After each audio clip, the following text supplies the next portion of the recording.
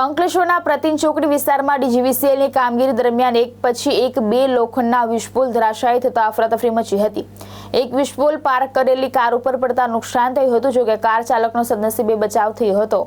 પ્રતિન ચોકડી વિસ્તારમાં underground cable લાઇનનું કામ પૂર્ણ થયા બાદ જૂના લોખંડના વિસ્ફોટ ઉપરથી વીજ વાયરો કાપવાની કામગીરી ચાલી રહી હતી। આ દરમિયાન એક પછી એક બે વિસ્ફોટ ધરાશાયી થયા હતા। મહાશિવ હોટલ પાસે એક વિસ્ફોટ પાર્ક કરેલી કાર ઉપર પડ્યો હતો।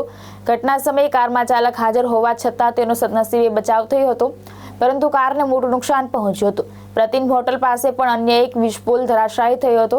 ભરચક વિસ્તારમાં બનેલી ઘટનાને પગલે સ્થાનિકોએ વીજ વિભાગની કામગીરી અને સલામતીના પગલાં સામે સવાલ ઉઠાવ્યા છે।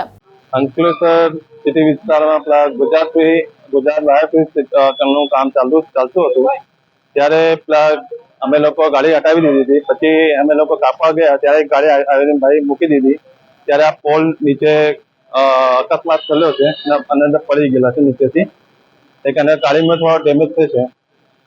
બીજું પ્રતિન હોટલ પાસે પણ એક વિસ્ફોટ ધરાશાયી થયો। હા, એક પ્રતિન હોટલ પાસે છે, એટલે એના નીચેથી ખવાઈ ગયેલા છે, જમીનની અંદરથી ખવાઈ ગયેલા હતા। ઉપરથી કઈ દેખાતું નહીં હતું, ટેન્શન પર અને અટકેલું હતું, ત્યારે પછી એને કાપતા આ પોલ બી પર નીચે આવી ગયા હતા। સર, બીજું પણ એક ધ્યાન પર આવ્યું છે કે તમારા કામદારો એ લોકો પાસે સેફ્ટી શૂઝ પણ નથી। સેફ્ટી શૂઝ છે એના પાસે, જે માણસો છે એના પાસે બધા સેફ્ટીના હેલ્મેટ છે, સેફ્ટી બેલ્ટ છે, એના પર જે કામ કરે ઉપર કામના ઉપર, હું આગળ જ કામ કરતો હતો ત્યાં જ પેલા માણસ બી કામ કરતા, સેફ્ટીનું સાધન સાથે જ કામ કરતા હતા। કમલકુમાર બાબુ ઠાકર, વડોદરાથી હું ગાડી લઈને ટેક્સી લઈને મનુપુરમમાં આવેલો અંકલેશ્વર ચોકડી પાસે, ત્યાં જીબી વાળા કામ કરતા વાયર કાપતા હતા, તો અચાનક થાંભલો મારી ગાડી પર પડ્યો।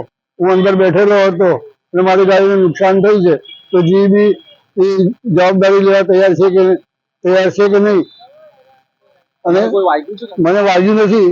તમારા કારને કેટલું નુકસાન? મારી કારનું ઘણું નુકસાન થયું છે, ડેમેજ થયું છે, ટોટલ ઉપરથી એવું તૂટી ગયું છે, હોલ ને બધું થઈ ગયું છે। ધર્મેશ રાણા, દ્રષ્ટિકોણ ન્યૂઝ, અંકલેશ્વર।